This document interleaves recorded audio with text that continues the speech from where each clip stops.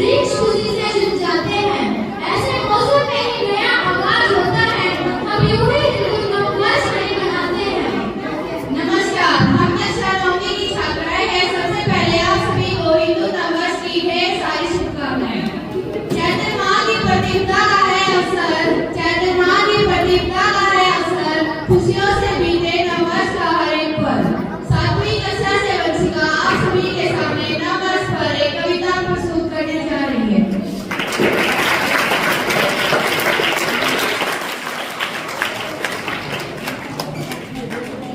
आदरणीय प्रधानाचार्य और मेरे मुख्याध्यापक और मेरे प्यारे सहपाठियों, आप सभी को मेरा नमस्कार।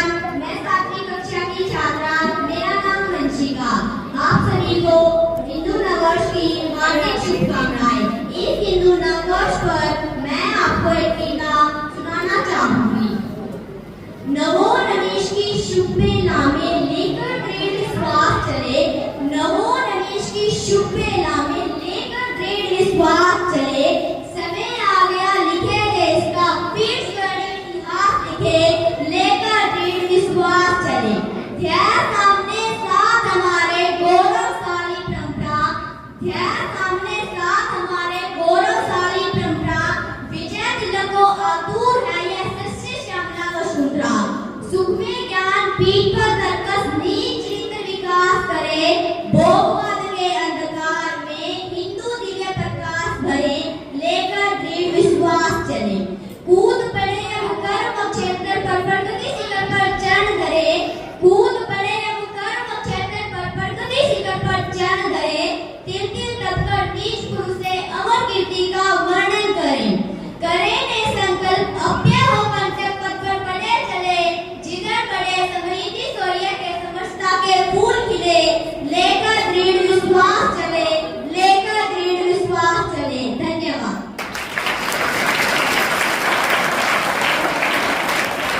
पेड़ों पर सजता रहे पत्तियों का श्रृंगार, पेड़ों पर सजता रहे पत्तियों का श्रृंगार। स्वादिष्ट व्यंजनों की बनी रहे बहार, मीठे वचनों से करें एक दूसरे का दीदार। चलो मनाएं उगादी का ये त्योहार। तो अब मैं आमंत्रित करना चाहूंगी मुस्कान को, वो आए और अपनी प्रस्तुति दे।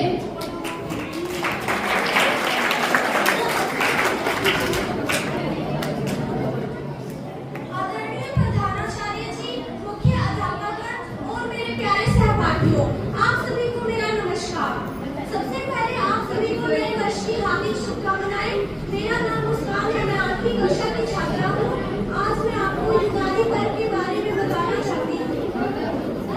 युगादि हिंदू पंचांग के अनुसार नए साल का दिन है। यह अपने आंध्र प्रदेश, तेलंगाना व कर्नाटक राज्यों में मनाया जाता है।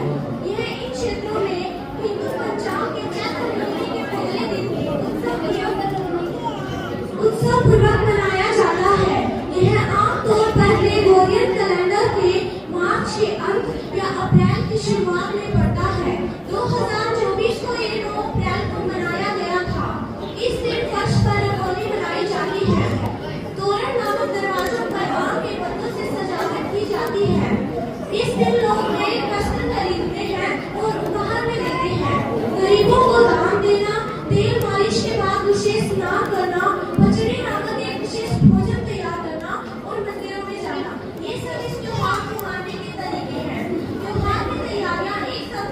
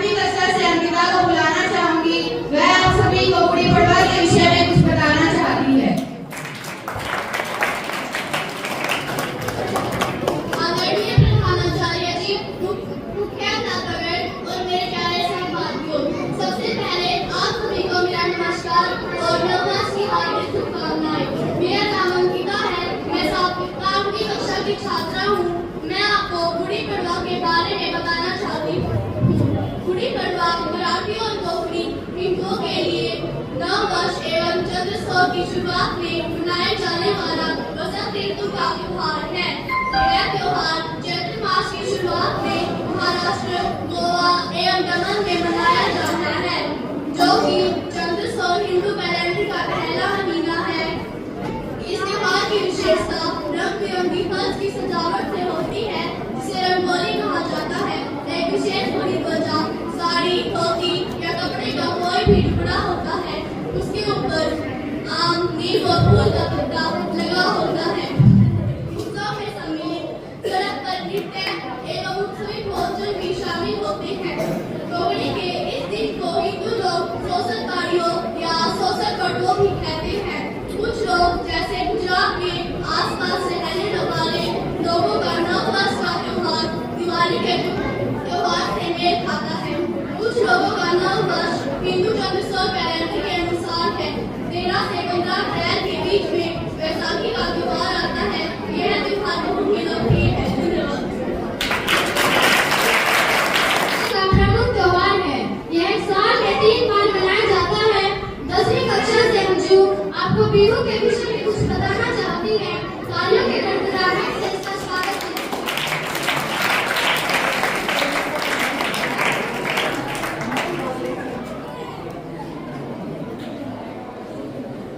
आदरणीय प्रधानाचार्य जी, शिक्षकगण और मेरे प्यारे सहपाठियों, सबसे पहले आप सभी को मेरा नमस्कार। मेरा नाम मंजू है, मैं 10वीं कक्षा से हूँ। आज मैं आपको बिहू के बारे में कुछ बताना चाहती हूँ, जो असम का राष्ट्रीय त्योहार माना जाता है। बिहू असम के 3 अलग सांस्कृतिक त्योहारों के समूह को दर्शाता है और देश भर के सभी असम निवासी इसे बड़े धूमधाम के साथ मनाते हैं। यद्यपि वे प्राचीन संस्कार और प्रथाओं के स्वरूप को भी मानते हैं, हालांकि उन्होंने निश्चित शैलियों को अपना लिया है। हाल के दशकों में शहरी और लोकप्रिय त्योहार बनते जा रहे हैं। उनमें से अप्रैल में मनाया जाने वाला अश्विन नववर्ष भी है। बिहू नृत्य और बिहू लोकगीत दोनों की ओर संकेत करता है। लोकाली बिहू असम का महत्वपूर्ण त्योहार है, जो सभी असमियों द्वारा पूर्णतः मेहनत के साथ मनाया जाता है। वे इस त्योहार को बिना किसी भेदभाव के मिलजुल कर मनाते हैं। बिहू दिमाग लोगों की भाषा से लिया गया है, जो प्राचीन काल में एक विशेष समुदाय होता था। उनके सर्वोच्च देवता का नाम सिगराई या पिता सिगराई होता था। मौसम की पहली फसल शांति और समृद्धि की कामना करते हुए वे सिगराई के नाम पर अर्पित कर देते थे। तो बी मतलब पूछना और शु मतलब पृथ्वी पर शांति और समृद्धि। अतः शब्द बिशु धीरे धीरे भाषाई तहजीब को समायोजित करके बिहू बना। अन्य सुझाव यह है कि बी मतलब पूछना और भू मतलब देना, यही से बिहू शब्द की उत्पत्ति हुई। यह कलंगू विष्णु प्रसाद रामा द्वारा कहा गया है। धन्यवाद। नए दौर नए युग की शुरुआत, सत्यता कतलकता हो सदा साथ। वैसाखी का यह सुंदर पाठ सदैव याद दिलाता है मानवता का पाठ। 11वीं कक्षा से तनु आप सभी को वैसाखी के विषय में कुछ बताना चाहती है।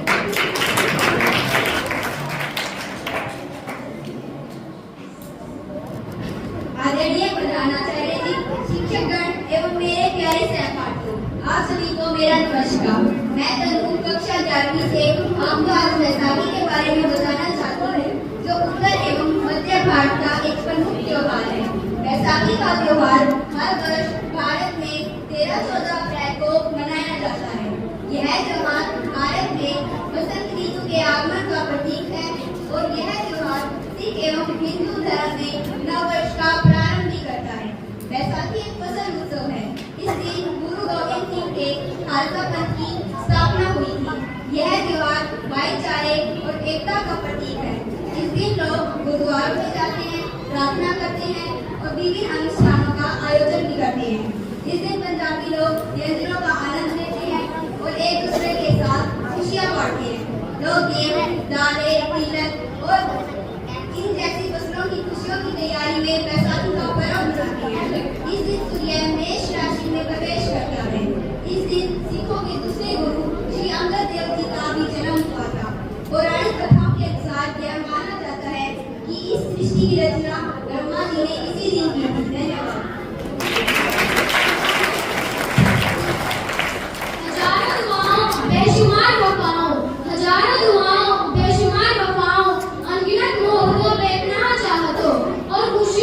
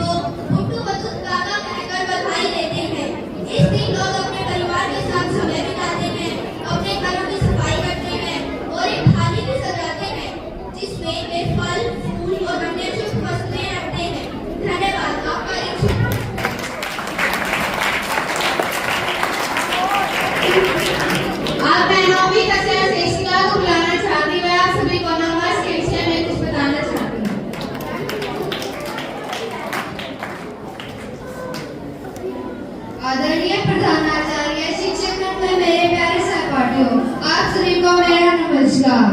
आज मैं आप सभी को नववर्ष के विषय में कुछ बताना चाहती हूँ। हर साल चैत्र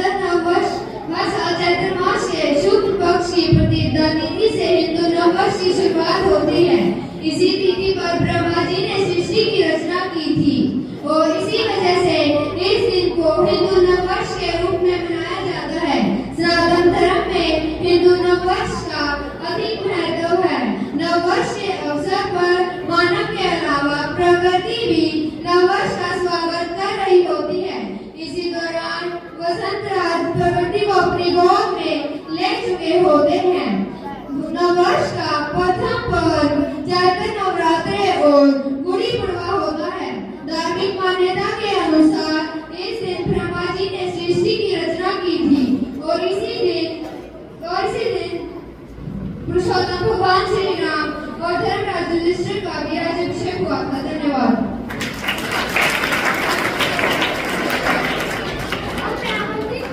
अब मैं आमंत्रित करना चाहूंगी 12वीं कक्षा से रेखा को। यह नववर्ष में स्वीकार नहीं इस विषय पर एक कविता सुनाना चाहती है।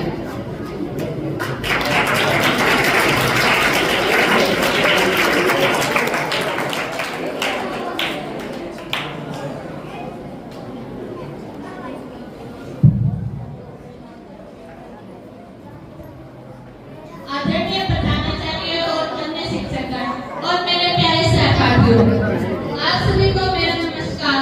मैं रेखा कक्षा 12वीं से हूँ।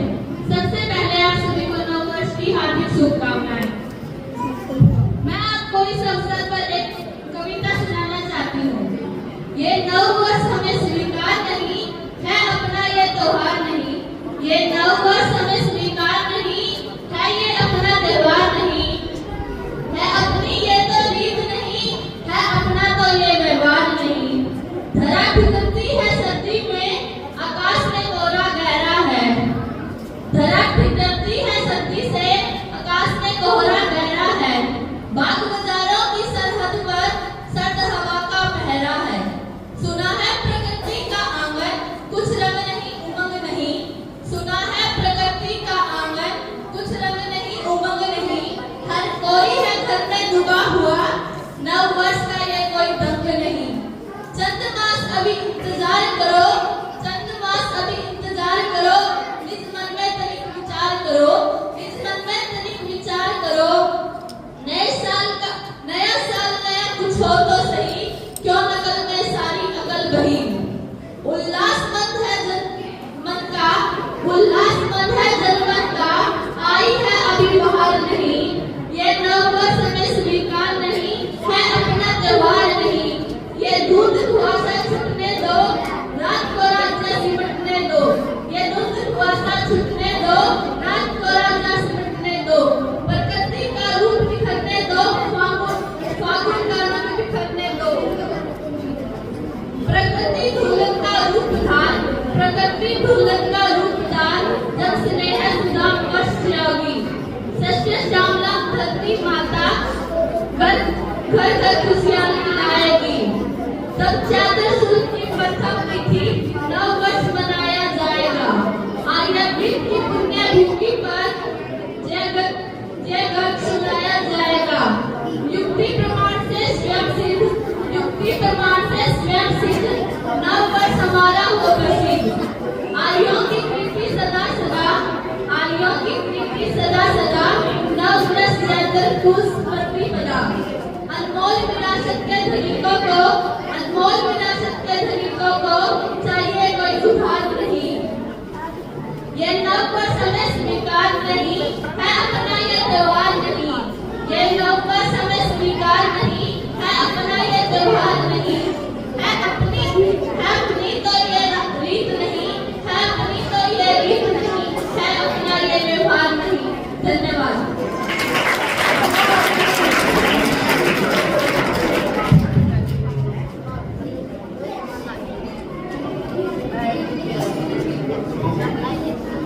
अब मैं मंच पर आमंत्रित करना चाहूंगी ऋतु मैम को। मैं आप लोगों को नववर्ष के विषय में कुछ बताना चाहूंगी।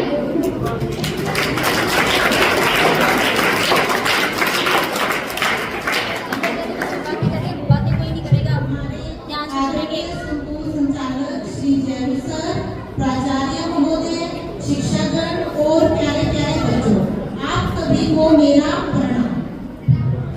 भारतीय संस्कृति एवं विश्व इतिहास के गौरव एवं सम्मान के अतुल्य प्रतीक भारतीय नव वर्ष की आप सभी को हार्दिक शुभकामनाएं। भारतीय नव वर्ष हमारे राष्ट्रीय स्वाभिमान का प्रतीक है, हमारे विज्ञान पर आधारित है। भारतीय नव वर्ष भारत की जनता का गौरव है। भारतीय संस्कृति के चैतन्य प्रतिपदा को हमारा नव वर्ष मनाया जाता है। आइए हम सभी इस ऐतिहासिक महत्व को जानते हैं। ये दिन सृष्टि रचना का पहला दिन है। इस दिन से लगभग 1,97,34,50,000 वर्ष पूर्व इसी दिन के सूर्योदय से ब्रह्मा जी ने जगत की रचना प्रारंभ की। विक्रमी संवत का पहला दिन उसी राजा के नाम पर संवत प्रारंभ होता था, जिसके राज्य में ना कोई चोर हो, ना कोई अपराधी हो, ना कोई भिखारी हो। सम्राट विक्रमादित्य ने इसी दिन राज्य स्थापित किया था। प्रभु राम ने भी इसी दिन को लंका विजय के बाद अयोध्या में राज्याभिषेक के लिए चुना। नवरात्र की स्थापना का पहला दिन यही है।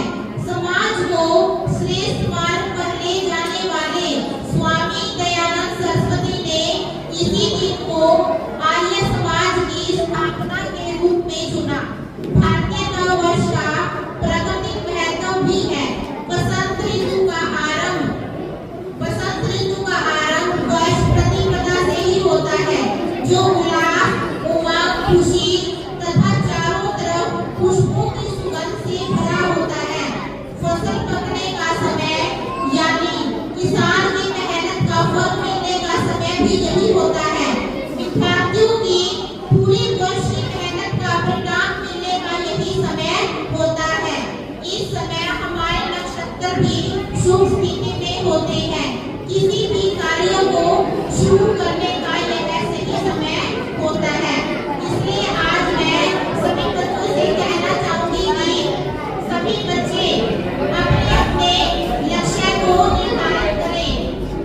इस नए साल पर नई उमंग, नए जोश के साथ अपने लक्ष्य को प्राप्त करने के लिए मेहनत करते रहें और आगे बढ़ते रहें। पिछले साल जो हमारी कमियां रही हैं, उनको दूर करना है। यदि हमें अपने लक्ष्य को प्राप्त करना है, अपनी गति साफ रखनी होगी, हर रोज मेहनत करनी है, डेली क्लास पर पढ़ना है, होमवर्क करना है, एक दिन भी स्कूल को आपने मिस नहीं करना है। यदि हम मन से, वचन से, कर्म से अच्छे से शिक्षा को ग्रहण करेंगे तो सफलता में अवश्य प्राप्त होगी। मैं डॉक्टर रमाकांत ईश्वर द्वारा रचित कुछ पंक्तियां बोलना चाहूंगी। चल चल पूरितो सदैव पूरितो हृदय चरणम। इस पंक्तियों का अर्थ है कि हमें आगे बढ़ते रहना है, हमें अपनी मंजिल तक बढ़ते रहना है। रास्ते में बहुत सारी कठिनाइयां आएगी, लेकिन हमें उन कठिनाइयों को पार करते हुए हमेशा आगे बढ़ते रहना है। परम समुखीयम भवति साधनम सदैव पूरितो हृदय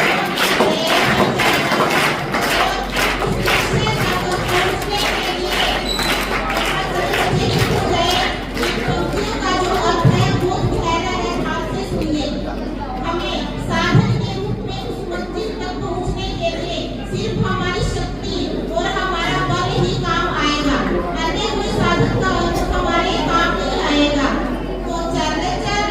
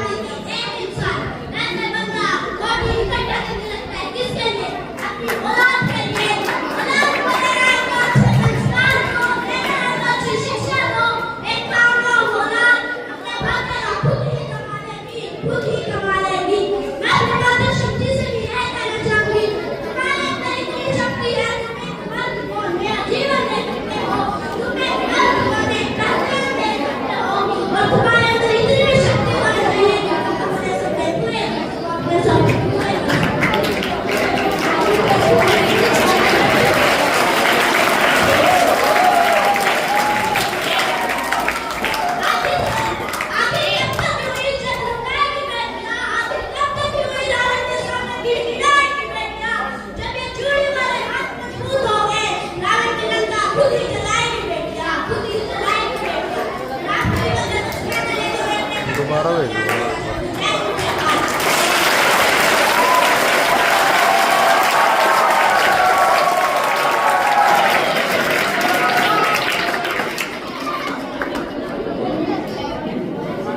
आज हम हिंदू नववर्ष के आगमन का स्वागत करने के लिए शानदार नृत्य प्रदर्शन के साथ तैयार हैं। आइए हम इस खास अवसर को यादगार बनाने के लिए तैयार हो जाएं। चलिए हम अपने प्रतिभाशाली